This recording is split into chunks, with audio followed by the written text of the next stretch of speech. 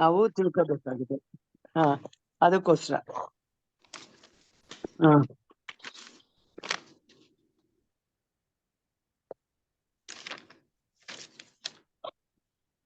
ಯಾಕಂದ್ರೆ 200 shlokas of nididhyasana has been best here ಅಲ್ವಾ? So ಅದಕ್ಕೋಸ್ಕರ ಅದು it's a very big topic by it self.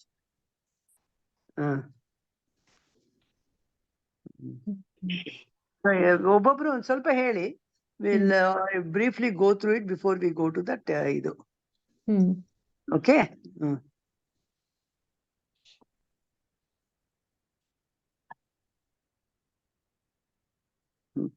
ಯಾರು ಹೇಳ್ತೀರಾ? ಯಾರು ಇವರು ಮಂಗಳನೋ ಇಲ್ಲ ರಾಜೇಶ್ವರಿನೋ ಯಾರನ್ನ ಹೇಳದ್ದೆ ಹೇಳಿ. ಇಲ್ಲ ಶ್ರುತಿ, ಯಶ್ಮಿತಾ. ಓಕೆ ರಮಣಿ, ನಾನು ಹೇಳ್ತೀನಿ, ನೋಡೋಣ ಎಷ್ಟಾಗತ್ತೋ ಅಷ್ಟು ಹೇಳ್ತೀನಿ. ಉಪನಿಷತ್ನಲ್ಲಿ ಶ್ರವಣ ಮತ್ತೆ ಮನನ ಬಗ್ಗೆ ಹೇಳಿ ಮತ್ತೆ ಸಾಧನೆ ಹೇಗ್ ಮಾಡೋದು ಅಂತ ಹೇಳಿದ್ದಾರೆ. ಸೊ ಅದಕ್ಕೆ ನಾವು ಸಾಧನೆ ಮಾಡೋದಕ್ಕೆ ನಿಧಿಧ್ಯಾಸನ ಅಂತ ಹೇಳ್ತಾರೆ. ಶ್ರವಣ ಮನನದಿಂದ ನಾವು ಸತ್ಯದ ಬಗ್ಗೆ ತಿಳ್ಕೊಬೇಕು. ಫಸ್ಟ್ ಶ್ರವಣ ಇಸ್ ತುಂಬಾ ಇಂಪಾರ್ಟೆಂಟ್. ಅದಲ್ದೆ ನಾವು ಏನು ಒಂದ್ ಏಮ್ ಇಲ್ದೆ ನಾವು ಯಾವ್ದನ್ನು ಏನು ಮಾಡಕ್ಕಾಗಲ್ಲ. ಯಾವ್ದೇ ಒಂದ್ ಇಟ್ಕೊಂಡ್ರು ಸುಮ್ನೆ ಧ್ಯಾನ ಮಾಡ್ಕೊಂಡು ಕೂತ್ಕೊಂತೀನಿ ಅಂದ್ರೆ ಏನಕ್ ಬಗ್ಗೆ ಧ್ಯಾನ ಮಾಡ್ತೀರಾ? ಏನು ಇಲ್ಲ, ಬರೀ ಅವಾಗ ಏನಾಗುತ್ತೆ, ಬರೀ ಥಾಟ್ಸ್ ಬರ್ತಾ ಇರುತ್ತೆ ಅಷ್ಟೇ. Will be moving with the thoughts only. So ಹಾಗಾಗಿ ಅದಕ್ಕೆ ಒಂದು ನಾವು ಅನ್ಕೋಬೇಕು, ಅದು ಇದಕ್ಕೋಸ್ಕರ ನಾನ್ ಮಾಡ್ತಾ ಇದ್ದೀನಿ ಧ್ಯಾನ ಅಂತ. ಶ್ರವಣ ಮನದಿಂದ ಏನಾಗುತ್ತೆ, ನಾವು ಫಸ್ಟ್ ಶ್ರವಣ ಮಾಡ್ಬೇಕು.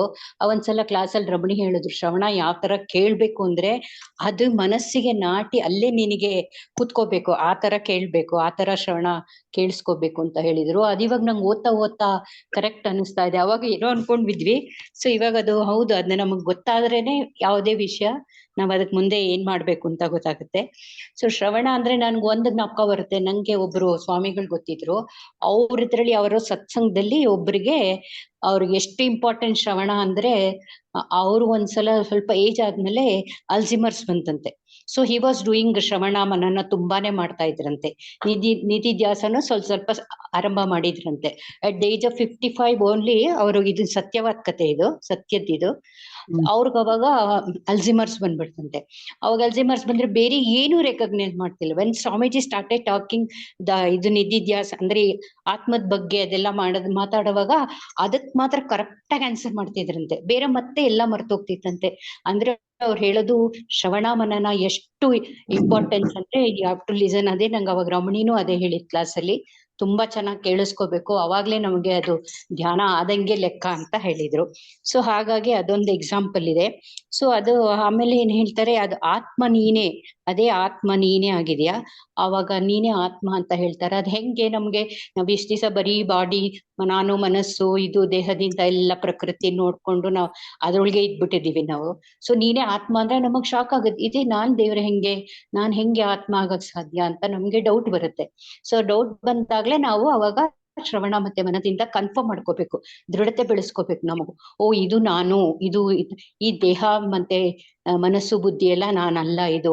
ಸೊ ಇದ್ರೊಳಗೆ ಏನೋ ಒಂದಿದೆ, ಇದೇ ಆತ್ಮ, ಇದೇ ನಾನು, ಆತ್ಮನೇ ನಾನು ಅಂತ ನಮ್ಗೆ ಸ್ವಲ್ಪ ದೃಢತೆ ಬರುತ್ತೆ. ಅವಾಗ ದೃಢತೆ ಬಂದ್ರೆ ಏನಾಗುತ್ತೆ, ಅವಾಗ ದೃಢತೆ ಬಂದು ನಾವು ನಿಧಿಧ್ಯಾಸನ ಮಾಡಕ್ ಹೋಗ್ತೀವಿ. ಅಂದ್ರೆ ಅದ್ರೊಳಗೆ ಇರುತ್ತೆ, ಇದ್ರೊಳಗೆ ನೀನೇ ಆತ್ಮ ಅಂತ ನೀನೇ ಯೋಚನೆ ಮಾಡ್ಬೇಕು. ಸದಾ ಯಾವಾಗ್ಲೂ ನಿನ್ಗೆ ಅದೇ ಯೋಚನೆ ಮಾಡ್ತಾ ಇರ್ಬೇಕು, ಸದಾ ನೀನೇ ಆತ್ಮ, ಆತ್ಮನೇ ನೀನು ಅಂತ. ಸೊ ಹಾಗಾಗಿ ಯೋಚನೆ ಮಾಡ್ತಾ ಏನಾಗತ್ತೆ, ನಮ್ಗೆ ಶ್ರವಣ ಆದ್ಮೇಲೆ ಮನನ ಮಾಡ್ಕೋಬೇಕು.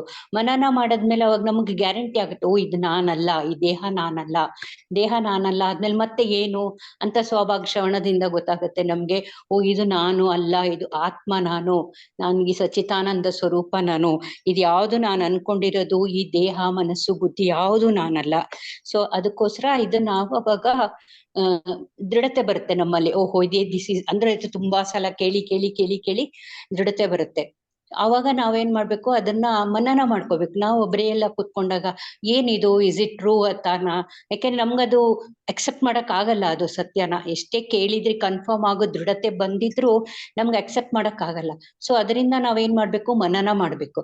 ಮನನ ಮಾಡ್ತಾ ಮಾಡ್ತಾ ಮಾಡ್ತಾ ಮಾಡ್ತಾ ಅದು ನಮ್ಗೆ ತರ ನಿಂತ್ಕೊಳ್ಳುತ್ತದು. ಓಹೋ ಇದು ಅಂದ್ರೆ ಎಷ್ಟೋ ಕ್ವಶನ್ಸ್ ನಾವು ಗುರುಗಳಿಂದ ನಮ್ಗೆ ಏನಾದ್ರು ಕ್ವಶನ್ ಹುಡ್ಕುತ್ತೆ, ಹೆಂಗೆ ಸಾಧ್ಯ ಅಂತೆಲ್ಲ ಕ್ವಶನ್ ಬಂದಾಗ ನಾವು ಗುರುಗಳಿಂದ ಅದನ್ನ ಡೌಟ್ ಎಲ್ಲ ಕ್ಲಿಯರ್ ಮಾಡ್ಕೊಂಡು ಮತ್ತೆ ಹೇಗೆ ಧ್ಯಾನ ಮಾಡ್ಬೇಕು ಅಂದ್ರೆ ಹೆಂಗಂದ್ರೆ ಇದು ತುಂಬಾ ಕನ್ಫರ್ಮ್ ಆಗ್ಬೇಕು ನಮ್ಗೆ, ಇದು ನಾನೇ ಬ್ರಹ್ಮ, ನಾನೇ ಇದು, ನಾನೇ ಆತ್ಮ ಅಂದ್ರಲ್ಗೆ ನಮ್ಗೆ ಕನ್ಫರ್ಮ್ ಮಾಡ್ಕೊಂಡು ಅದನ್ನ ನಾವೇನ್ ಮಾಡ್ಬೇಕು, ನಿರಂತರವಾಗಿ ಮಾಡ್ಬೇಕು ಧ್ಯಾನನ. ಒಂದೇ ಸಿಸ್ಟಮ್ಯಾಟಿಕ್ ಆಗಿ ಎಷ್ಟೇ ಬೇಜಾರಿದ್ರು ಏನೇ ಇದ್ರು ಅದನ್ನ ನಾವು ತೊರೆದು, ಎಷ್ಟೋ ವಿಷಯಗಳು ಬರಲ್ಲ ಅಂತಲ್ಲ, ಯಾಕಂದ್ರೆ ಮನಸ್ಸು ಇರೋದೇ ಅದಕ್ಕೆ ಚಂಚಲ, ಬೇರೆ ವಿಷಯಗಳು ಎಲ್ಲ ಬರುತ್ತೆ.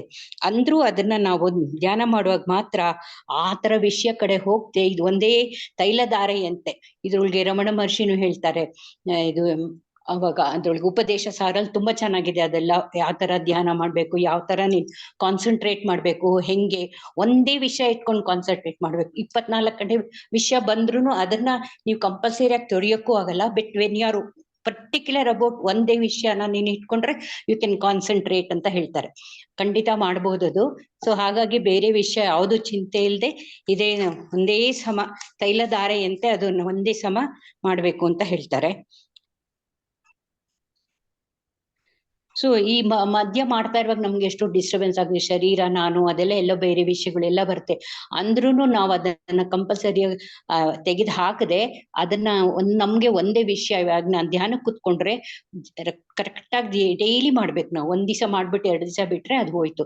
ಸೊ ಅಷ್ಟು ಡೈಲಿ ಪ್ರಾಕ್ಟೀಸ್ ಮಾಡ್ತಾ ಮಾಡ್ತಾ ಮಾಡ್ತಾ ಮಾಡ್ತಾ ನಮಗೆ ಇದು ಗೊತ್ತಾಗತ್ತೆ. ಅವಾಗ ಓ ಇದು ನಾನು ಈ ಪ್ರಪಂಚದಲ್ಲಿರೋ ವಸ್ತುಗಳು ಮತ್ತೆ ಈ ದೇಹ, ಮನಸ್ಸು, ಬುದ್ಧಿ ಯಾವುದು ನಾನಲ್ಲ, ನಾನ್ ಆತ್ಮಸ್ವರೂಪ, ನಾನೇ ಅದಾಗಿದ್ದೀನಿ ಅಂತ ನಾವು ಒಳಗಡೆಯಿಂದ ನೋಡ್ಕೋಬೇಕು. ಹೊರಗಡೆಯಿಂದ ಇದು ಸಿಗೋ ವಸ್ತು ಅಲ್ಲ. ನಾವು ಒಳಗಡೆನೆ ಧ್ಯಾನ ಮಾಡಿ ಮಾಡಿ ನಿಧಿಧ್ಯಾಸನ ಮಾಡಿ ಮಾಡಿ ಅದು ನಮಗ್ ಕನ್ಫರ್ಮ್ ಆಗ್ಬೇಕು. ಹರಿ ಓಂ ರಮಿ. ಓಕೆ, ಇನ್ನು ಯಾರಾದ್ರೂ ಏನಾದ್ರು ಹೇಳ್ತೀರಾ? ಶ್ರುತಿ, ಯಶ್ಮಿತಾ? ಮ್ಯಾಮ್ ಅಷ್ಟು ಕಂಟೆಂಪ್ಲೇಟ್ ಮಾಡಕ್ ಆಗಿಲ್ಲ. ಮ್ಯಾಮ್ ಟಾಕ್ ಕೇಳಿ ಏನ್ ಅನ್ಸ್ತು ಅಂದ್ರೆ ಲೈಕ್ ಮೆಡಿಟೇಷನ್ ಮತ್ತೆ ನಿಧಿಧ್ಯಾಸದ ಡಿಫ್ರೆನ್ಸ್ ಒಂದು ಹೊಳಿತು. ಲೈಕ್ ಮೆಡಿಟೇಷನ್ ಅಲ್ಲಿ we are focusing on the object. ಅದು it might be something different from us, ಅದು ಒಂದು ಇರುತ್ತೆ. ಬಟ್ ನಿಧಿಧ್ಯಾಸದಲ್ಲಿ we are focusing more on our own nature, the self ಆ ನೇಚರ್ ಏನಿದೆ ಅದ್ರ ಬಗ್ಗೆನೆ ಫೋಕಸ್ ಮಾಡ್ತಾ ಇದ್ವಿ. ಇಟ್ಸ್ ನಥಿಂಗ್ ಡಿಫ್ರೆಂಟ್ ಅಂತ. ಅದ್ ಒಂದು ಡಿಫ್ರೆನ್ಸ್ ಅನ್ಸ್ತು ನಂಗೆ ಮೆಡಿಟೇಷನ್ ಮತ್ತೆ ನಿಧಿಧ್ಯಾಸದ್ದು. ಅಂದ್ರೆ ಹೇಳ್ದಂಗೆ ಲೈಕ್ ಜ್ಞಾನ ಕೂರಿದ್ರೆ ಅದ್ರ ಮೇಲೆ ಆಮೇಲೆ ನಾವ್ ನಿಧಿಧ್ಯಾಸನ ಮುಂದುವರ್ಸ್ಕೊಂಡ್ ಹೋಗ್ಬೋದು. ಬಟ್ ವಿತೌಟ್ ಜ್ಞಾನ ನಿಧಿಧ್ಯಾಸನ ಸಾಧ್ಯ ಆಗಲ್ಲ.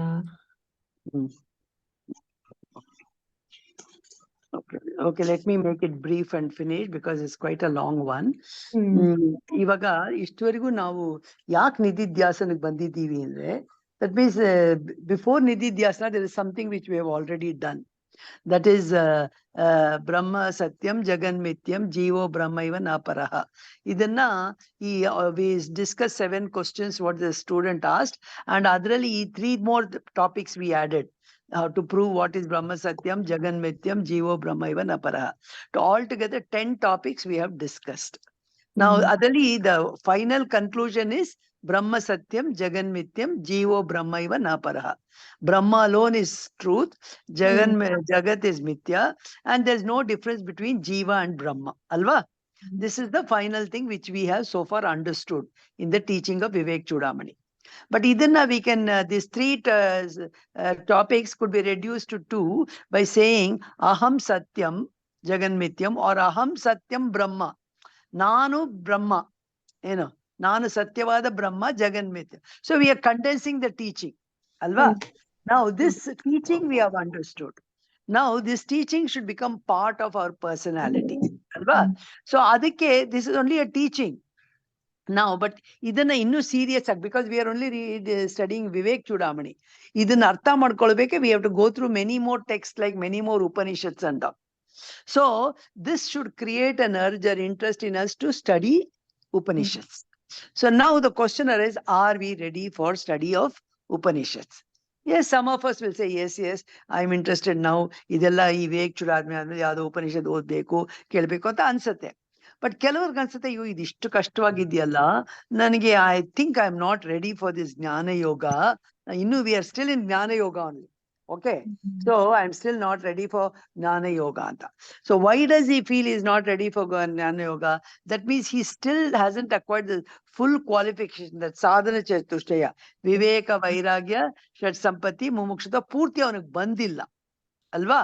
So therefore ಅಂತ ಅವನು ಏನ್ ಮಾಡ್ಬೇಕು? He has to go back to Karma Yoga and Upasana Yoga. ಅದು and also do some study. So ಅದಕ್ಕೆ ಹೇಳ್ತಾರೆ, of course, Chinmayananda, that's why it's popularized, but it's generally told also. This Upanishad ಓದಿ ಕಷ್ಟಕ್ಕೆ ನಿನಗೆ ಏನು ಯೋಗ್ಯತೆ ಇಲ್ಲ ಅಂದ್ರೆ ಗೀತಾ ಓದು ಅಂತಾರೆ. Because Gita is the essence of all the Upanishads, alva? So Bhagavad Gita ಓದ್ರೇನೆ ನಾವು we get mentally prepared, ನಮ್ ಸಾಧನ ಚತುಷ್ಟಯ ಕೂಡ ಎಲ್ಲ ಇಂಪ್ರೂವ್ ಆಗುತ್ತೆ. And Gita, of course, discusses all these topics, Karma Yoga, Upasana Yoga, Jnana Yoga. It discusses about Bhakti, not Bhakti Yoga, Bhakti and Sadguna. That means what are the good traits we should acquire. ಇದನ್ನೆಲ್ಲ ಗೀತೆದಲ್ಲಿ ಓದುವಾಗ ಇದೆಲ್ಲ ಸಿಗತ್ತೆ. So all these things we are supposed to do. In case we feel we are not yet prepared for Upanishads, we should go through the Gita route to Upanishads. Now idadmele then comes idella admele, now next comes Nididhyasana. So this is only acquiring the knowledge. See, Shravana and Manana is only acquiring the knowledge. Okay, but then the next exercise is Nididhyasana. Nididhyasana andre ಏನು? Nididhyasana andre, we say it should become part of our personality antivi, but the other way, the meaning of Nididhyasana is to remove the blocks, obstacles. ಯಾಕಂದ್ರೆ C ನಮಗ್ ಜ್ಞಾನ ಸಿಕ್ಕಿದೆ, but ಆ ಜ್ಞಾನ ನಾವು ಅನುಭವಿಸ್ಬೇಕಲ್ವಾ? ಫಲಂ. See, when one is to acquire something, second is to enjoy that thing. You understand? So we have acquired the knowledge, but we are not able to experience that. So that experience is called Jnana Phalam. Okay, so Nididhyasana is for Jnana, to experience Jnana Phalam. But why? What happens? How you can get? Because there are so many blocks in between. ಯಾಕಂದ್ರೆ ನಮ್ಮಲ್ಲಿ ಎಷ್ಟೇ ನಾವು ಜ್ಞಾನ ಇದೆಲ್ಲ ತೊಳೆದ್ರು ಕೂಡ ನಮ್ಮಲ್ಲಿ ಸಾಕಷ್ಟು ವಿಪರೀತ ಭಾವನೆ ಇದೆ. ಅಂದ್ರೆ ನಮಗೆ ಈ ಅನಾತ್ಮ, see, it doesn't leave us so easily.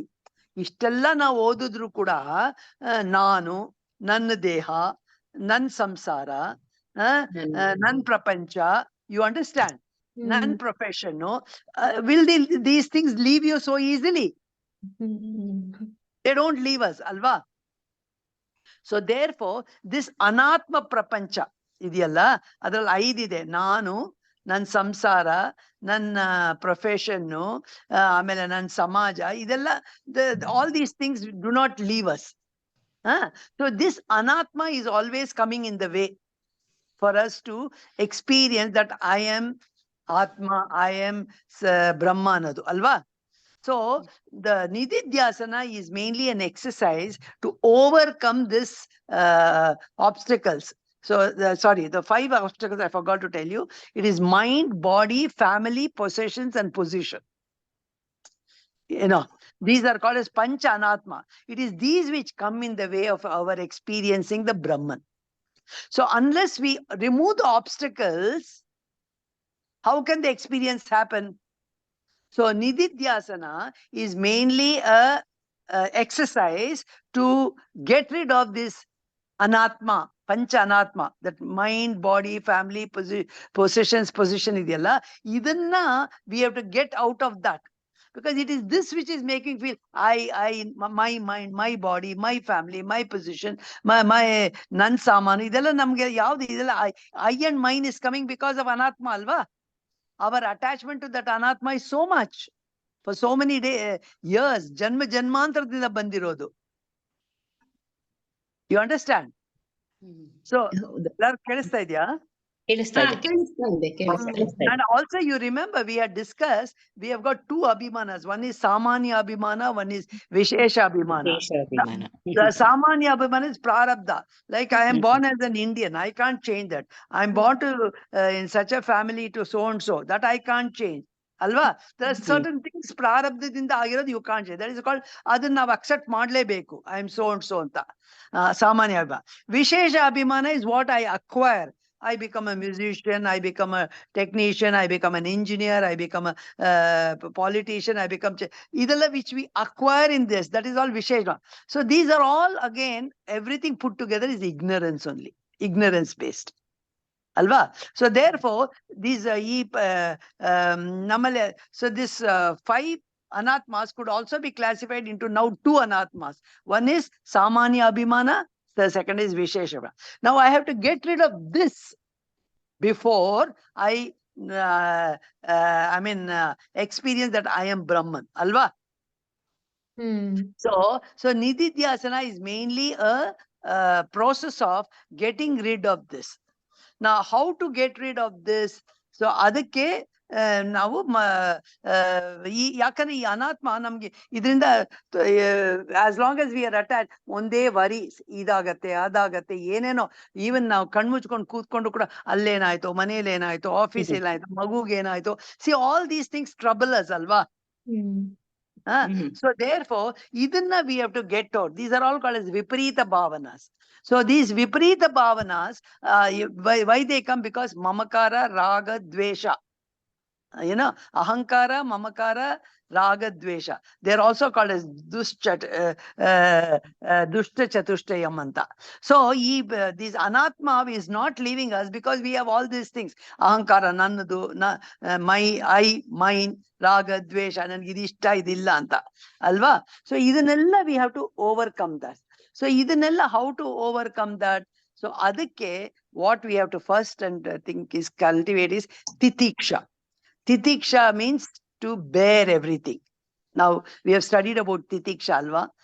ಗೀತೆಯಲ್ಲೂ ಬರುತ್ತೆ ಒಂದು ಶ್ಲೋಕ, 3rd chapter, ಮಾತ್ರ ಸ್ಪರ್ಶಾಸ್ತು ಕೌಂತೆಯ ಶೀತೋಷ್ಣ ಸುಖ ದುಃಖದಾಹ ಆಗಮ ಪಾಯಿನೋ ನಿತ್ಯಾಹ ತಾನ್ ತಿತಿಕ್ಷಸ್ವ ಭಾರತ. ಅಂದ್ರೆ see you get good experience at the body level, good and bad. You get good experiences at the mind level. You have good experience at the intellectual level. But you must remember, all these come and go. Nothing is permanent ಅಲ್ವಾ. So therefore ಅದಕ್ಕೆ ಇಂಥ ಒಂದು ವೃತ್ತಿ ಬರ್ಬೇಕಾದ್ರೆ ನಾವು ನಮ್ಮಲ್ಲಿ ತಿತಿಕ್ಷಾ ಬೆಳೆಸ್ಬೇಕು. So ನಮ್ಮ ಸಾಧನ ಚತುಷ್ಟಯ has to be very strong. You know that ಷಟ್ ಸಂಪತ್ತಿನಲ್ಲಿ ತಿತಿಕ್ಷಾ has to be very strong. So ನಾವು ಫಸ್ಟ್ ನಿಧಿಧ್ಯಾಸನ ಕೂತ್ಕೊಳ್ಳೋಕೆ ಮುಂಚೆ ನಮ್ ತಿತಿಕ್ಷಾ ಬೆಳೆಸ್ಕೋಬೇಕು.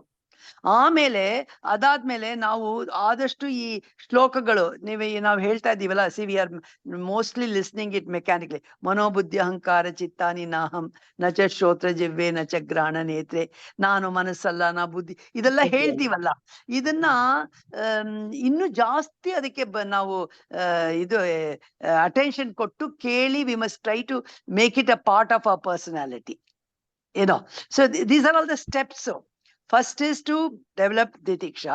Second is to keep listening to this thing. Then the next thing is, so idella ಮಾಡ್ತಾ ಇದ್ರೇನೆ that ahankara mamakaragaleಲ್ಲ ಹೋಗೋದು. So first step is to get rid of this pancha anatma, then to reinforce that I am atma. 2 steps are there in this. One is that viparita bhavana, to get rid of it. Second is to aham brahmasmi, that aham brahma satyam, whatever is this, that has to be reinforced in me, positive. So these are 2 steps. So first step is very important, is to get rid of the anatma. For that we need to have titiksha. Then we have to keep on contemplating. Contemplation is very, very important here. ಮನೋ ಬುದ್ಧಿ ಅಹಂಕಾರ just ಕೇಳೋದಲ್ಲ, ಅದನ್ನ ನಾವು ಅದ್ರ ಮೇಲೆ ಗಮನ ಕೊಟ್ಟು ಅದನ್ನ those thoughts should be all the time in our mind. Then only we are ready for this one. Now nididhyasana is another thing. It is also called as Vedantic meditation. There are 2 types of meditation which we would have discussed earlier also. One meditation we do after karma yoga. After karma yoga, we have purified the mind. Now we want to focus the mind. Avaga we do dhyana. At that time, we keep Rama, Krishna, and Ishtadevata as an object. And do dhyana, that which you, Yashmita, said as meditation. So that is Saguna dhyana. Okay, so that is one kind of dhyana. But here, this nididhyasana is not on Saguna dhyana, it is Nirguna dhyana. So this comes only after Shravana and Manana. So therefore, we have to do this after Manana, and here there is no object. So therefore, nididhyasana means one is to reduce that anatma. ನಮ್ಗ ಒಂದ್ ಇರತ್ತಲ್ಲ, ಅಯ್ಯೋ ನಾನಿದು ಅಂತ ಇರುತ್ತಲ್ಲ, ಅದನ್ನ reduce ಮಾಡ್ಕೊಳ್ಳೋದು. ಎರಡನೇದು that obsession ನ ಕಡಿಮೆ ಮಾಡ್ಕೊಳ್ಳೋದು.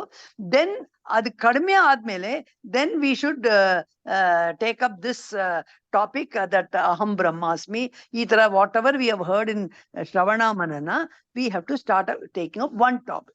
You need not straight away go to Brahman. You can say now ivaga Brahman ಬಗ್ಗೆ ಎಲ್ಲ ಆತ್ಮನ ಬಗ್ಗೆ ಎಲ್ಲ ಅವ್ರ ಸ್ವರೂಪ ಹೇಳಿದಾಗ we have heard lot of words like anadi, ananta, ಆಮೇಲೆ ನಿತ್ಯ, ಆಮೇಲೆ ಇದು ಸರ್ವಗತಃ, ಅವ್ಯಯಃ. See, all these are words explaining Atma and Brahman alva. So ಯಾವ್ದಾದ್ರು ಒಂದು ವರ್ಡ್ ತೆಗೆದುಕೊಂಡು ಕೂಡ we have to just, what does he mean by Ananta? Ananta means limitless. So that means he is everywhere. Alva? So you have to give. And while you are thinking about Ananta, suppose Anadi word comes to your mind. Suppose Nitya word comes to your mind. Suppose Nirvikara, Nirakara. They are all related words, alva? Related thoughts. So adu anta ಭಾವನೆಗಳು ಬಂದ್ರೆ ಪರವಾಗಿಲ್ಲ. It's not a problem. But when I'm sitting and thinking about Ananta, my office ನಲ್ಲಿ ಇವತ್ತು promotion list out ಆಗ್ತಾ ಇದೆ, ನನ್ನ ಮಗಳಿಗೆ rank ಬಂತೋ ಇಲ್ವೋ, that is viparita, opposite ಅಲ್ವಾ? So that viparita bhavana ಬರಬಾರ್ದು. But your thoughts can change. From Ananta, it can go to Anadi. From Anadi, it can go to Ajam. It can go to Ajam to Nirvikara. So all these are similar thoughts. They are all talking about the same thing. You understand? So, ಯಾಕೆ ಇದು ಹೇಳ್ತಾ ಇದ್ದೀನಿ ಅಂದ್ರೆ, ಇವಾಗ ಯೋಗದಲ್ಲಿ, ಪತಾಂಜಲಿ ಯೋಗದಲ್ಲಿ, when you say meditation, ಚಿತ್ತವೃತ್ತಿ ನಿರೋಧ, to make your mind completely blank without thoughts ಅಂತಾರೆ. But in Vedanta, that is not a thing. There must be a thought. You don't have to make your mind empty. There must be a thought. But the thought should be of Atma or any thought related to Atma. Suppose you're talking about Ananta and you remember an example given by your teacher who talked to you about Ananta. So that is fine. You understand? So it should be related thoughts, but not unrelated thoughts. So that is called as Vedantic meditation. So in Gita 6th chapter, Dhyana Yogadali, whatever Krishna has talked, it is all about Nididhyasanam, that is Vedantic meditation. So, ನಾನು ಏನ್ ಮಾಡ್ಬೇಕು ಅಂದ್ರೆ, I must start feeling that I am Brahman ಅಂತ. So whatever I've heard in Shravana Manana, that has to be totally we have to keep on thinking about that. So ಹಾಗ್ ಮಾಡ್ತಾ ಇದ್ರೆ, it doesn't happen in one day. We have to keep on trying. Then when we automatically close our eyes and sit, the moment you get that titiksha develop agi, amel you have already done enough mano buddhi ahankara, all the verses which you have heard adra ಬಗ್ಗೆ manana ಮಾಡಿದಾಗ, when you sit for nididhyasana, automatically you will start, the thoughts of Atma will come to you. Let any thought of Atma come. It doesn't matter. And let it be Anadi, let it be Sarvagataha, let it be Avyaya, let it be Kutastha, anything related to him. Because so, he is indescribable, but we are trying to describe him in so many ways, alva? To prove he is different from Anatma. So let all those thoughts, let you keep only thinking about that thought.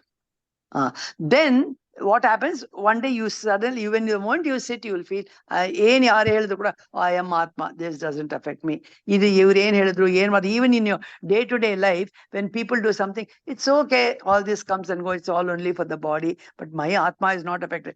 See, a person who has realized will start thinking like that, alva? So that comes from nididhyasana. In other words, Shravana Manana is to get the Gnanam, nididhyasana is the Gnana Pala. Okay, so with this introduction, I think we can go to some of the verses. Today we are taking up only one verse, but these are small verses. Next class ali you can take up 2-3 of this. Idರಲ್ಲಿ 10 shlokas ಇದೆ ಅಲ್ವಾ? ಇದು ಜಾತಿ ನೀತಿ ಕುಲ ಗೋತ್ರ ದೂರ gum ಅದ್ರಲ್ಲಿ 10 ಶ್ಲೋಕಾಸ್ ಇದೆ. ಇವತ್ತು ಒಂದು ಮಾಡೋಣ, ಆಮೇಲೆ ನೆಕ್ಸ್ಟ್ ಕ್ಲಾಸ್ ಅಲ್ಲಿ you can take up 2-3 and finish this and then we can go for other ಶ್ಲೋಕಾಸ್. ಓಕೆ, ಅದಂತ. So that is the thing. So anything before we go to this shloka jati niti kula gotra, anything else you want to say, add to this nididhyasana?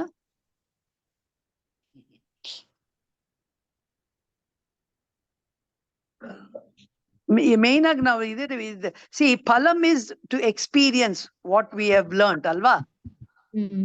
So nididhyasana talks about the gnana phalam, whereas Shravana Manna talks about getting gnanam, acquiring gnanam. Okay, so that is the important thing. And then this is also called as nididhyasana, is called as Vedantic meditation. This is only done on Nirguna Brahman, not on Saguna Brahman. Whatever we do in Saguna Brahman, that is prior to Gnana, before we came into Gnana Yoga. Okay, Upasana time nal mado meditation adu, where you have an object, you do meditation. But in nididhyasana, we are supposed to only think of those thoughts, keep away all other thoughts and keep only those thoughts related to Atman and Brahman in your mind. As you keep thinking about it, if your mind becomes on its own quiet, that is different. But you don't make any effort to make the mind quiet. You only keep thinking about Atma. And, so that is the nididhyasana. Okay. So now, what are the other thoughts you should encourage during nididhyasana? That is what is given in these 10 shlokas. Okay. Aids to meditation. That means nididhyasana is Vedantic meditation.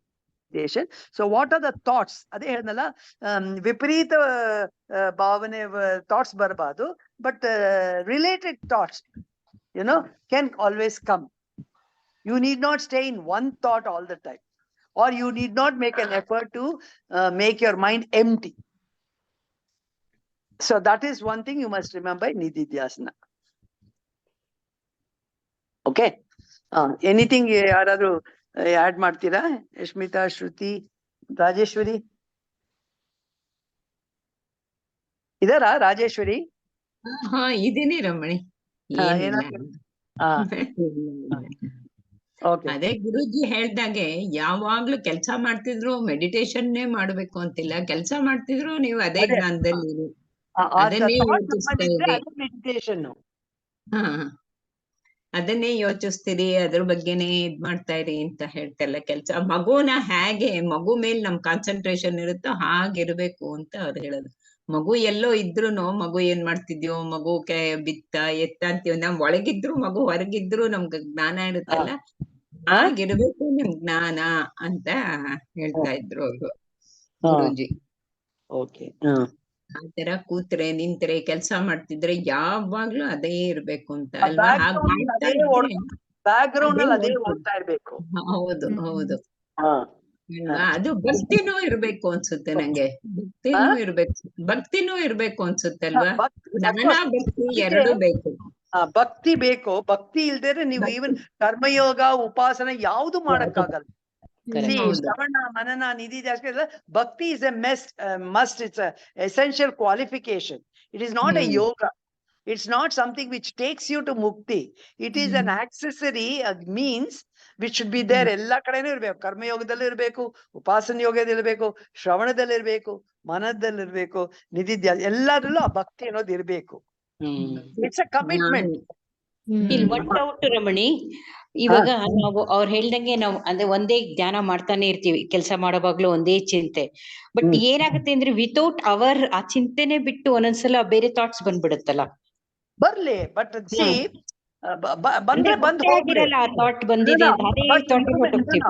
ಅದ್ ಬಂದ್ರು ಕೂಡ what is your purpose?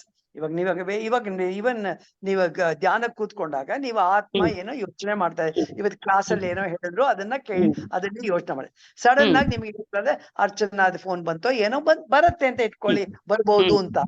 It's okay, let it come, don't resist. It's okay. Now I am in meditation. I'll think about this later. Now let me go back to my Atma. So like that, you must make an effort to bring the mind back to the whatever you are.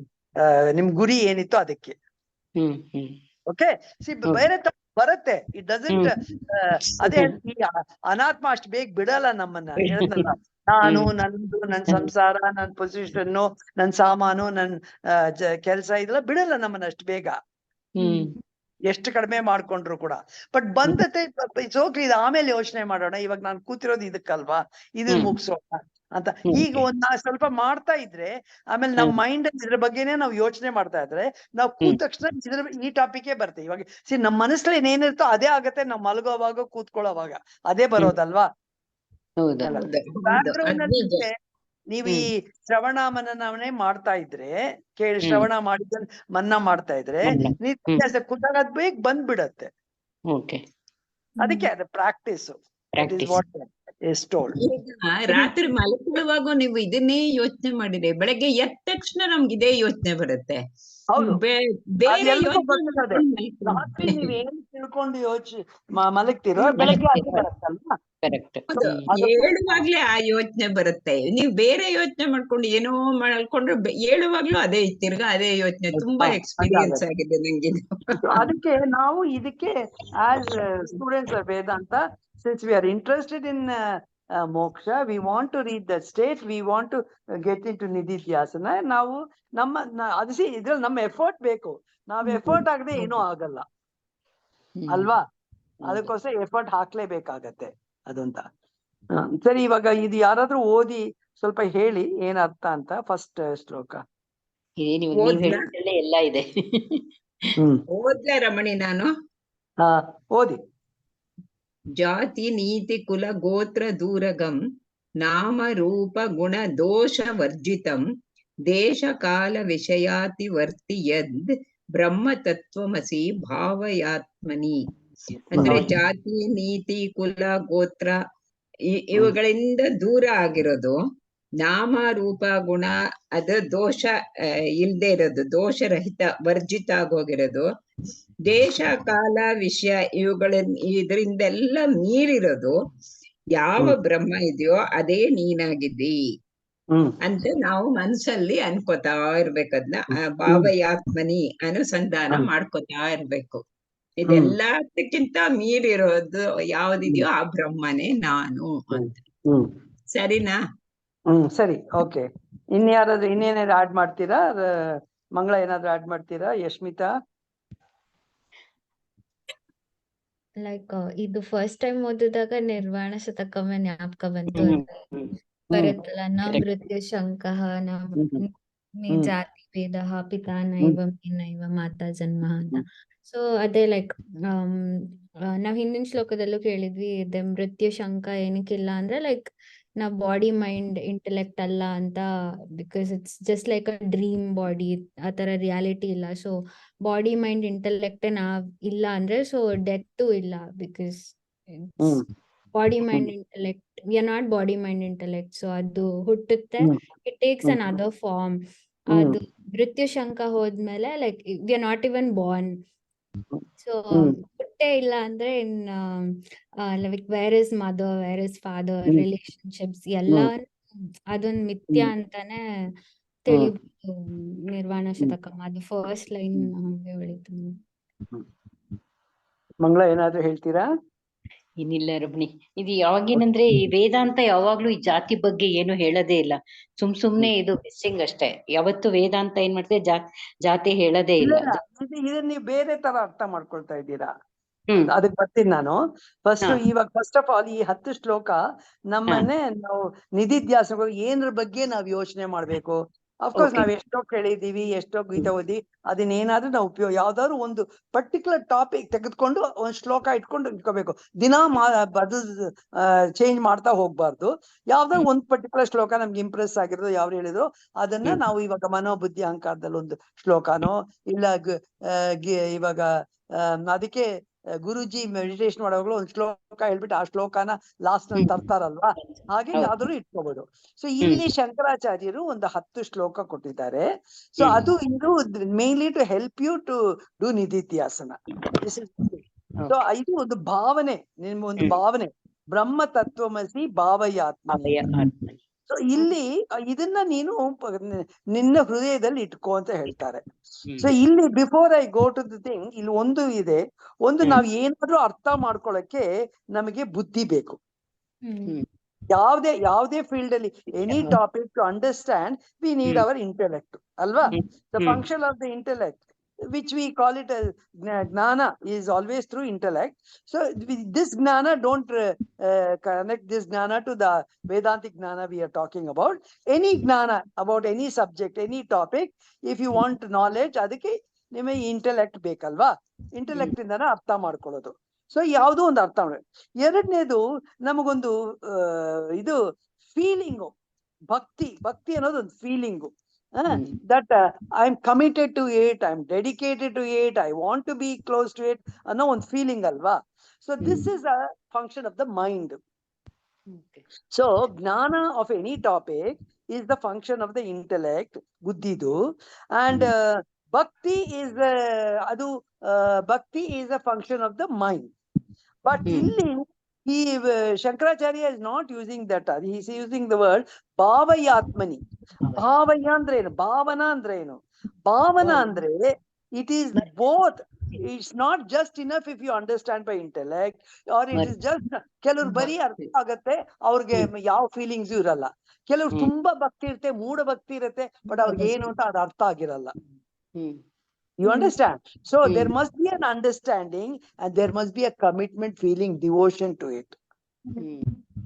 The two together becomes bhavana.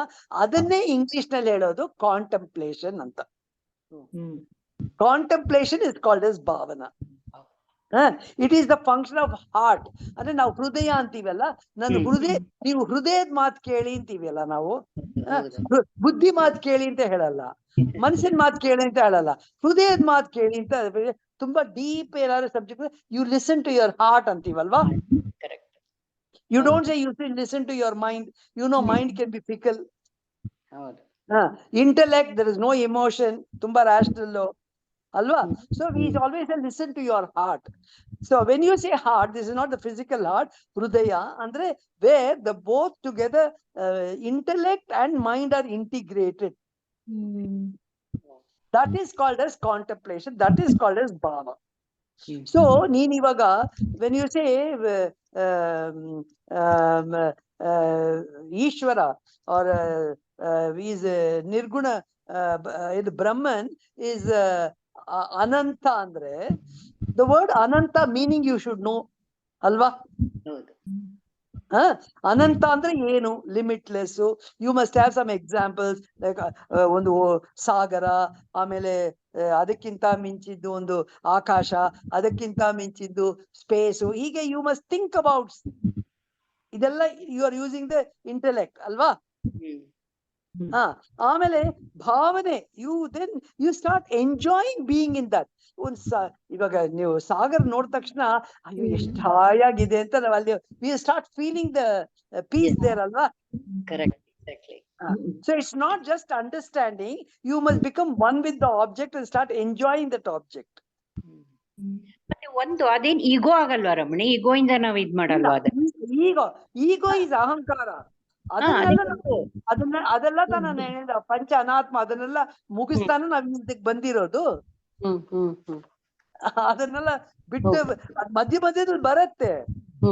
But ಆದ್ರೂ ನೀವ್ ಹೇಳ್ದಂಗೆ ನಾ ಹೇಳಿದ್ನಲ್ಲ, Archana phone ಬರ್ಲಿಲ್ಲ, that is ego only, ಅಹಂಕಾರ, ನನ್ ಮಗಳು ಅಲ್ವಾ. ಅವಾಗ ನೀವೇನ್ ಮಾಡ್ಬೇಕು?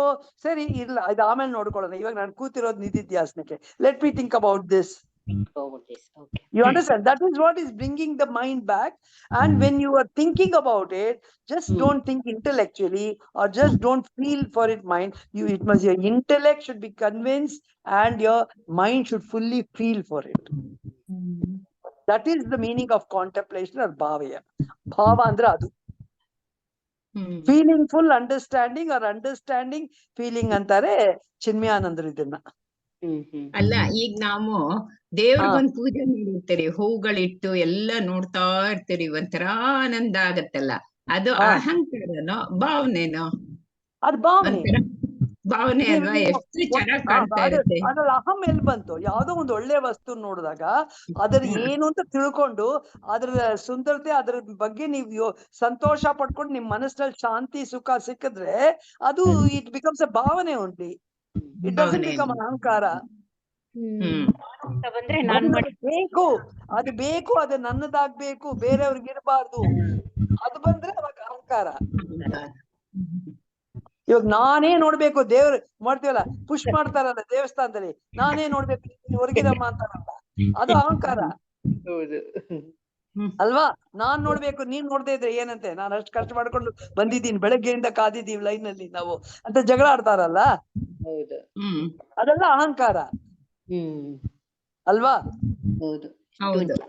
ನಿಜವಾದ ಭಕ್ತನಿಗೆ ಅಲ್ಲಿ ನಿಂತ್ಕೊಂಡೆ ಅವನ್ ಮನಸ್ಸಿನಲ್ಲಿ ಅವನ್ಗ ಪರಮಾತ್ಮ ನೆನ್ಸ್ಕೊಂಡು ಅವ್ರು ನಿಂತ್ಕೊಂಡಿರೋದೇ ಇಷ್ಟು ಮಟ್ಟಿಗೆ ನಾನು ನಿಲ್ಸಿದೀಯಲ್ಲಪ್ಪ, ಬೇರೆ ಎಲ್ಲಾ ಕಡೆಯಿಂದ ನನ್ನ personally whenever we go to a temple, ಅದು ಕ್ಯೂ ಇದ್ದಾಗ ನಂಗೆ ತುಂಬಾ ಸಂತೋಷ. ಎಕ್ಸೆಪ್ಟಿಂಗ್ ದಟ್ ಈ ಟೈಮ್ಗೆ ಆಗ್ಬಿಡ್ಬೇಕು ಅಂತ ಒಂದಿರತ್ತೆ, ಯಾಕಂದ್ರೆ ನಾವು ಒಂದು ಪ್ರೋಗ್ರಾಮ್ ಹಾಕೊಂಡೆ. ಬಟ್ ಕ್ಯೂ ನಲ್ಲಿ ನಿಂತಾಗ ನಂಗೆ ತುಂಬಾ ಇಷ್ಟ, ಯಾಕಂದ್ರೆ ಬೇರೆ ಏನಿಲ್ಲ, ಅವೆಲ್ಲ ದೇವರ ಭಾವನೆಗಳೇ ನಮ್ಗೆ ಬರೋದು. ಅವಾಗ ಅದ್ರ ಬಗ್ಗೆನೇ ಯೋಚನೆ ಮಾಡೋದು, ಬೇರೆ ಯೋಚನೆಗಳು ಬರೋ ಚಾನ್ಸ್ ಇರಲ್ಲ ಕ್ಯೂನಲ್ಲಿ ನಿಂತಾಗ. ಸೊ ಅದೊಂದು ಸಾಧನೆ ನಿಮಗೆ ಕ್ಯೂನಲ್ಲಿ ನಿಲ್ಲೋದು. ಹೌದು, ಏನೋ ಹೇಳ್ಕೊತಾ ಇರ್ತೀವಿ, ದೇವ್ರದ್ದೇ ಹೇಳ್ಕೊತಾ ಇರ್ತೀವಿ ಅವಾಗ. ದೇವ್ರ ಬಗ್ಗೆ ಏನ್ ಯೋಚನೆಗಳು ನಮ್ ಮನ್ಸಲ್ಲ, ದೇವರು ಆ ದೇವಸ್ಥಾನ ಅಲ್ಲೇ ಸುತ್ತಾ ಇರತ್ತೆ ನೋಡಿ ಆ ಮನ್ಸು. ಹೌದು, ಅದ್ರ ಸುತ್ತಲೂ ನೋಡ್ತಾ ಇರ್ತೀವಿ, ಆ ಕಡೆ ಈ ಕಡೆ ಕೆತ್ತಿರೋದು, ಇದು ಆರ್ಟ್, ಇದ್ರ ಬಗ್ಗೆ ಏನೋ ಓದಿರೋದು, ಯಾರೋ ಹೇಳಿರೋದು, ಯಾರಿಗೋ ಏನೋ ಎಕ್ಸ್ಪೀರಿಯನ್ಸ್, ಇದಂತ ಥಾಟ್ಸ್, ಅದಕ್ಕೆ ರಿಲೇಟೆಡ್ ಥಾಟ್ಸೇ ಬರುತ್ತೆ ನೋಡಿ, ಬೇರೆ ಯಾವ ಥಾಟ್ಸ್ ಬರುತ್ತೆ ಅವಾಗ. ಅದು ಒಂದು ಸಾಧನೆ ಅಲ್ವಾ? ಅದೆಲ್ಲ ನಿಧಿಧ್ಯಾಸನೇ.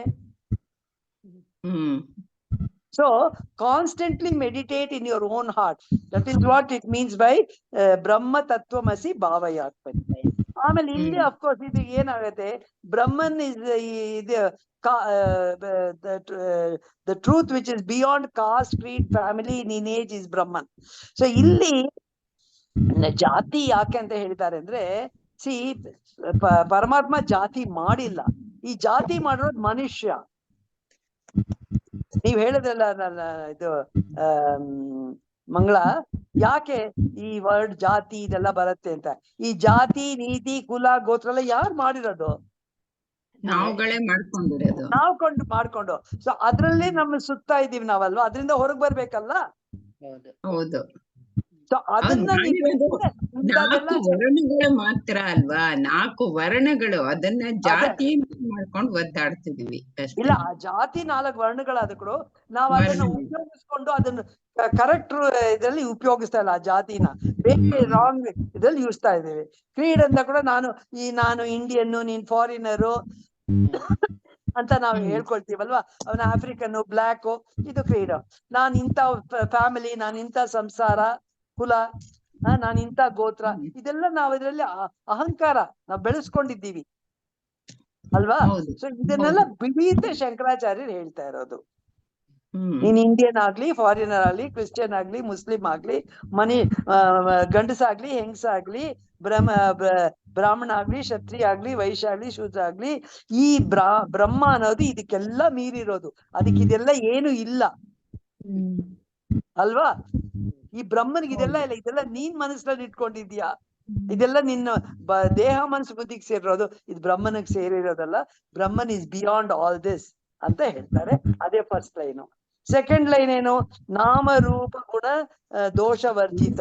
ಅಂದ್ರೆ ಅವನಿಗೇನು ಹೆಸರೇ ಇಲ್ಲ, ನಾವುಗಳು ಸುಮ್ನೆ ಅವನಿಗೆ ಹೆಸರು ಕೊಟ್ಟಿದ್ದೀವಿ ಅಲ್ವಾ. ಅವನಿಗೆ ಶೇಪೇ ಇಲ್ಲ, ಯಾಕಂದ್ರೆ ನಾವು ಹೇಳಿದ್ವಿ ಅನಂತ, ಸರ್ವಗತ ಅಂದಾಗ ಅವ್ರಿಗೆ ಎಲ್ಲಿ ಶೇಪ್ ಇರುತ್ತೆ. ಆದ್ರೂ ನಾವೇನೋ ಈ ಒಂದು ಆಕಾರಕ್ಕೆ ಅವನಿಗೆ ಇದು ಈ ಕಲ್ಲು ಆಂಜನೇಯನ್ ತರ ಕಾಣಿಸುತ್ತೆ, ಇದಕ್ಕೆ ಆಂಜನೇಯ. ಈ ಕಲ್ಲು ಇದು ಏನೋ ನಾಗರ ಹಾವ ಕಾಣಿಸುತ್ತೆ, ಇದು ಒಂದು ಹಾವು. ಇದೆಲ್ಲ ನಾವುಗಳು ಮಾಡ್ಕೊಂಡಿರೋದಲ್ವಾ. ಆ ಫಾರ್ಮ್ ನೋಡಿ ಅದಕ್ಕೊಂದು ಹೆಸರು ಕೊಟ್ಟಿರೋದು. ಅದಕ್ಕೆ ಗುಣ, ಇದು ಮಾಡಿದ್ರೆ ಒಳ್ಳೇದು, ಇದು ಮಾಡಿದ್ರೆ ಕೆಟ್ಟದ್ದು, ಇದೆಲ್ಲ ನಾವು ಮಾಡ್ಕೊಂಡಿರೋದು. ಆದ್ರೆ ಬ್ರಹ್ಮ, ಈ ಪರಬ್ರಹ್ಮ ವಸ್ತು ಪರಮಾತ್ಮ is beyond all this thing. And also ದೇಶ ಕಾಲ ವಿಷಯಾತಿ ವರ್ತಿ ಯದ್, ಅವ್ರಿಗೆ ಈ beyond time space and objects. ಯಾಕಂದ್ರೆ ಈ ಟೈಮು ಸ್ಪೇಸ್ ಆಬ್ಜೆಕ್ಟ್ಸ್ ಎಲ್ಲ ಲಿಮಿಟೆಡ್ ಅಲ್ವಾ. ಹುಡ್ತೀವಿ, ಸಾಯ್ತೀವಿ, ಸ್ಪೇಸ್ ಈ ಜಾಗದಲ್ಲಿ ಇದ್ದೀವಿ, ಆಮೇಲೆ ಈ ಜಾಗ ಬಿಟ್ಟು ಇನ್ನೊಂದು ಕಡೆ ಹೋಗ್ತೀವಿ. ಸೊ ಈ ಒಂದು ಆಬ್ಜೆಕ್ಟ್, ಇದಕ್ಕೊಂದು ಡ್ರಾಮ ಇದೆ, ಒಂದು ರೂಪ ಇದೆ, ಇದು ಇಷ್ಟು ದಿವಸ ಇರುತ್ತೆ, ಆಮೇಲೆ ಇದು ಹೊರಟೋಗುತ್ತೆ. All these are subject to change. But Brahman is beyond this ಅಲ್ವಾ. ಅದಕ್ಕೆ is beyond time space and things. ಇದನ್ನ ನೀವು ಅರ್ಥ ಮಾಡ್ಕೊಂಡು ಅದು ಬ್ರಹ್ಮನ್ ಇಸ್ ಬಿಯಾಂಡ್ ಆಲ್ ದಿಸ್ ಅಂತ ಅವನ ಬಗ್ಗೆ ಭಾವಿಸ್ಕೊಳ್ಳಿ ನಿಮ್ಮ ಹೃದಯದಲ್ಲಿ ಅಂತ ಇಲ್ಲಿ ಈ ಶ್ಲೋಕದಲ್ಲಿ ಹೇಳಿದ್ದಾರೆ. ಅಂದ್ರೆ ನಿರ್ಗುಣ ಬ್ರಹ್ಮ, ನಿರ್ಗುಣ ಅನ್ನೋದನ್ನ ಭಾವಿಸ್ಕೋಬೇಕು. ನಿರ್ಗುಣ ಬ್ರಹ್ಮ, ನಿರ್ಗುಣ ಬ್ರಹ್ಮನ್ನ ನಾವು ಧ್ಯಾನ ಮಾಡ್ಬೇಕು. ಚಿನ್ಮಯಾನಂದ್ರ ಇದು ಹೇಳ್ತಾರೆ, ನಾವು ಹುಟ್ಟಿ ದಿನ ಒಂದೊಂದು ಗಳಿಗೇನು ನಾವು ಸ್ಮಶಾನದ ಹತ್ರ ಹೋಗ್ತಾ ಇದ್ದೀವಿ. ಸೊ ಅದಕ್ಕೋಸ್ಕರ ನೀನ್ ಹಳೇದೇನಾಯ್ತು ಅದ್ ಬಂದು ಹೊರಟೋಗಿದೆ, ಏನು ಮಾಡಕ್ಕಾಗಲ್ಲ. ಪ್ರೆಸೆಂಟು ಇದು ಬಂದ್ಬಿಟ್ಟಿದೆ, ಅದನ್ನು ನೀವ್ ನಿಲ್ಸಕ್ಕಾಗಲ್ಲ. ಅಫ್ಕೋರ್ಸ್ ಫ್ಯೂಚರ್ ನಿಮ್ ಕೈಲಿದೆ, ನೀವ್ ಅದನ್ನ ಹೇಗ್ ಯೂಸ್ ಮಾಡ್ಕೊಳ್ತೀರಾ, ಅದನ್ನ ಏನ್ ಮಾಡ್ತೀರಾ ಅನ್ನೋದು ನಿಮ್ ಕೈಲಿದೆ.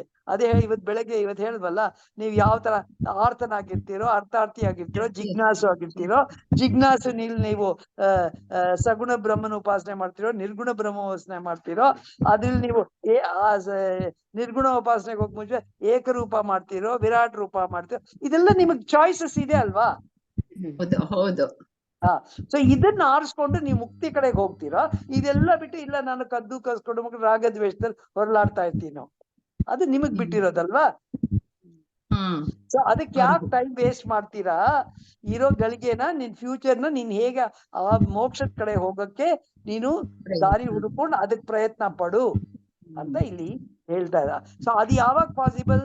ನಾನ್ ಯಾವಾಗ್ಲೂ I am not this body mind intellect, I am ಆತ್ಮ, ಐ ಆಮ್ ಬ್ರಹ್ಮನ್ ಅಂತ ಅದು ಹೇಳ್ಕೊಳ್ತಾ ಇರ್ಬೇಕು. ಅದು ನನ್ನ ಒಂದು ನೇಚರ್ ಆಗ್ಬಿಡ್ಬೇಕು, ನನಗೂ ಇದು ಅದಾಗ್ಬೇಕು. ಸೊ ಬೆಳಗ್ಗೆ ಎದ್ದ ತಕ್ಷಣ ನಾನ್ ರಮಣೀಯನಾಗ ಬದಲು ನಾನು ಆತ್ಮ ಅಂತ ಬರ್ಬೇಕು ನನ್ನ ಮನಸ್ಸಿಗೆ. ಹೌದು, ಯಾರಾದ್ರೂ ಏನಾದ್ರು ಅಂದ್ರು ನಂಗಲ್ಲ, ಇದು ನಾನು ಆತ್ಮ. ಅದು ಅದನ್ನ ನಾವು ಬೆಳೆಸ್ಕೋಬೇಕು. ಅದನ್ನ ಇಲ್ಲಿ ಶಂಕರಾಚಾರ್ಯ ಹೇಳಿದ್ದಾರೆ. ಓಕೆ, ಜಾತಿ ನೀತಿ ಕುಲ ಗೋತ್ರ ದೂರಗಂ ನಾಮರೂಪ ಗುಣ ದೋಷವರ್ಜಿತಂ ದೇಶ ಕಾಲ ವಿಷಯಾರ್ಥಿ ವರ್ತಿಯದು ಬ್ರಹ್ಮ ತತ್ವಮಸಿ ಭಾವಯಾತ್ಮನಿ. ಸೊ ಮೇನ್ ಆಗಿ ಬ್ರಹ್ಮ ತತ್ವಮಸಿ, ನಾನು ಅದೇ ಈ ಬ್ರಹ್ಮ ನೀನ್ ನಾವ್ ಇತ್ತಾನೆ ಇವಾಗ ತತ್ವಮಸಿ ಅಂದಾಗ ನೀನ್ ಆ ತತ್ವಮಸಿ ಆ ಬ್ರಹ್ಮನ ಅಂತ ತಾನೇ ಹೇಳಿರೋದು. ತತ್ವಮಸಿ ಅಂದಾಗ ನೀನ್ ಆ ಬ್ರಹ್ಮನು ಅಂತ ಹೇಳಿದಾರಲ್ವಾ. ಸೊ ಆ ತತ್ವಮಸಿ ಬ್ರಹ್ಮನ ಬಗ್ಗೆ ಹೇಳಿದಲ್ಲ, ಅದು ನಾನು ಅಂತ ನೀನು ಭಾವನೆ ಮಾಡ್ಕೋ. ಭಾವನೆಯಲ್ಲಿ ನಿನ್ಗೆ ಅದು ಅರ್ಥನೂ ಆಗಿರ್ಬೇಕು, ನಿನ್ಗೆ ಫೀಲಿಂಗು ಇರ್ಬೇಕು. Mind and body, sorry, intellect and mind both should be integrated and working together. So that is the important thing about this verse. So next you can do 3-4 shlokas. Yashmita, next Sunday naan irallama, I'll be Tiruvannamalai with Guruji. Okay, nice. So therefore what you could do is, ನೀವೇ ಇದೆಲ್ಲ ಇದು ಚಿಕ್ಕ ಶ್ಲೋಕಗಳು. Try to complete as many as possible next time. Okay, sure ma'am. Okay, then we will come to that other shlokas which I have told after this step. ಅದಕ್ಕೆ ಆಮೇಲೆ ಬರೋಣ. Finish as many shlokas as possible next time. Okay. Sure. Shall we conclude the class? Close. Om Purnamadah Purnamidam Purnamudachyate Purnasya Purnamadaya पूर्णमेवावशिष्यते। ॐ शान्ति शान्ति शान्तिः। हरि ओम श्री गुरुभ्यो नमः। हरि ओम। हरि ओम। हरि ओम्। हरि ओम्।